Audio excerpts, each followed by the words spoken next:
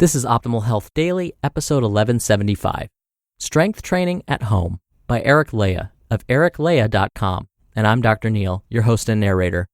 Welcome back to another edition of Optimal Health Daily. This is where I read to you from some of the best health and fitness blogs on the web, kind of like an ongoing audiobook, and always with a bit of my commentary at the end. Now, today's post really hits home with me. Get it? The title of today's post is Strength Training at Home? Huh? Anyone? Bueller? Okay, fine. But it's really true. About a year ago, I completed the home gym in my garage and have been enjoying it ever since. I even had our OLD team post a picture of the gym on our site. But listen, what if you don't have a lot of space to spare or the budget to spend on equipment? Well, let's hear what Eric has to say as we get right to today's post and optimize your life. Strength Training at Home by Eric Leija of ericleija.com. Hands up if anyone remembers the Bowflex home gym commercials. I'm guessing that's quite a few of us. While home gyms definitely aren't a new thing, the idea of actually working out at home is probably new to many. I myself have an established routine of leaving the house to hit the gym for years.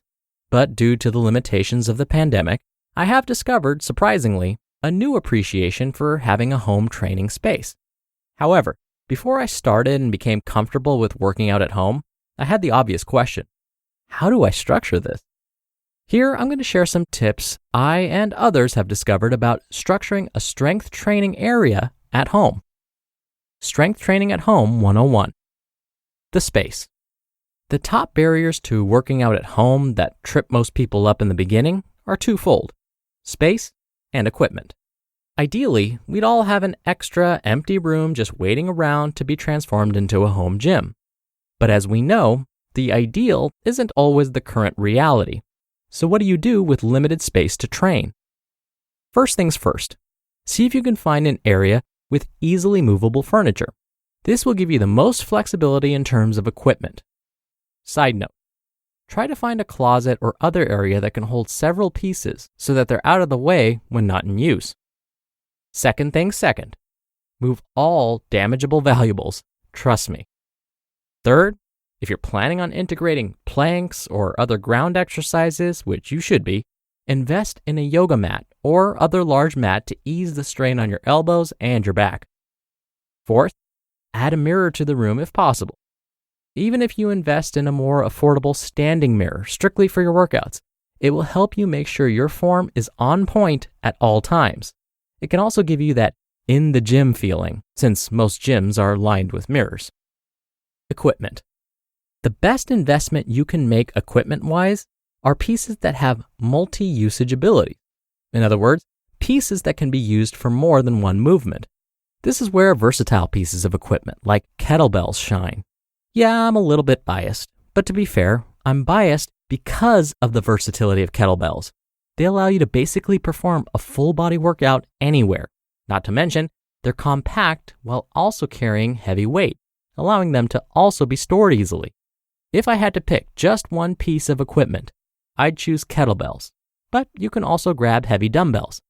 I'd also choose a jump rope as one of the most essential pieces for straight cardio, since you can use it for steady cardio, just hopping, or high-intensity interval training with aggressive jumping and things like double unders or high knees. Of course, you can always invest in other equipment like barbells or even machinery, but here we're sticking with the basics that can get you the most results with a baseline investment. Body weight. Many people also discount body weight as a way to not just maintain gains, but also to make them. A few ways to make body weight workouts more challenging to complement your limited equipment at home are: 1. Go slow on reps, especially in the lowering phase. Eccentric training like this has proven to be one of the most effective ways to build muscle fibers. One good way to integrate this at home is to install a removable pull-up bar and go very slowly on the lowering phase during your reps. There's no way you won't feel the burn. 2. Try one leg or one arm moves.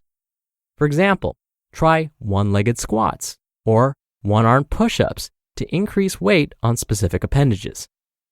3. Focus on supersets. This allows you to exhaust the specific muscle you're working on, which is ideal if you don't have heavy enough weight. Examples would be like doing one-legged squats, followed by lateral lunges, followed by sumo squats, etc. 4. Focus on full body movements. Think moves like kettlebell clean to presses or squat to presses and so on. These work your entire body and require a very minimal amount of space while also getting your heart rate up. Don't forget the backyard. These tips might seem like they require a lot of space, but truthfully, most can be done in a small area as long as you're conscious and controlled in your movements. However, if you have a backyard, you also have the perfect space to perform more explosive, bigger movements like burpees and swings. You can also utilize equipment like heavy balls outside without fear of knocking something over. If you're feeling like space is a little tight indoors, don't let the change of being outside deter you. Take it as an opportunity to get in some vitamin D simultaneously with your training. Above all, don't let lockdown get you down. It's easy to lose motivation in the face of nothing being open and the future being uncertain. Use this time to not only focus on optimizing your home, but also to turn inward and really define your goals so that they can never leave you, also known as making these goals portable. You just listened to the post titled Strength Training at Home by Eric Leija of ericleija.com. And thank you to Drops. They have custom cleaning solutions for every need. Stain and odor laundry detergents, dishwasher detergent pods, wool dryer balls to replace disposable dryer sheets, and more.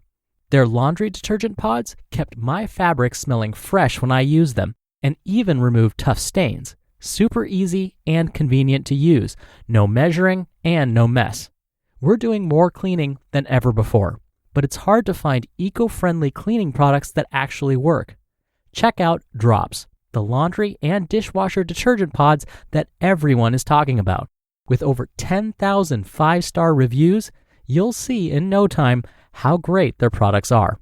Drops delivers powerful cleaning from nature with plant and mineral-based formulas to your door in low-waste cardboard packaging instead of plastic containers that end up in our oceans and landfills. Sign up for auto shipments to save big. You can pause, skip, or cancel anytime. Visit drops.com/OHD and use code OHD for 25% off your first order. That's DROPPS.com/OHD. Dr. Neil here for my commentary. I have to repeat something Eric said that's so important. The key to all of this is simplicity. Start with the basics. Now, before the idea of a home gym was even a twinkle in my eye, before I even purchased a single piece of equipment, I spent years going to the gym or performing bodyweight workouts at home. I wanted to make sure that I wasn't going to waste my time and money investing in things I would never use. You know, things like buying a treadmill and then using it to hang up my clothes to dry instead of actually walking or running on it. So even if you don't own a yoga mat or a kettlebell, it's okay. That's how I started. I just needed a small space in my one-bedroom apartment and a list of bodyweight exercises. That was it. I would perform squat variations, sit-ups, push-ups, mountain climbers, burpees, yoga poses, invisible jump rope, and the list would go on. And as Eric mentioned, I would perform supersets to mix things up, get creative. Once I felt like I tapped out my creativity and was ready to move on from these types of exercises, I bought a single 25-pound dumbbell and incorporated that into my routine. Then, eventually, when I felt I was ready, I bought another 25-pound dumbbell. That eventually turned into a 35-pound kettlebell. I slowly kept adding exercise equipment to my collection, but only those pieces of equipment I knew I needed to support my fitness goals. Fast forward 10 years later, and I turned this into a home gym. And because I carefully and thoughtfully acquired each piece of equipment, I can confidently say that nothing was purchased frivolously. Nothing goes to waste. I use every single piece of home gym equipment regularly. But remember, All of this started with a small 7x7 space in the living room of my 1-bedroom apartment. If I can do it, you can do it. And again, this is coming from a guy who never liked to exercise.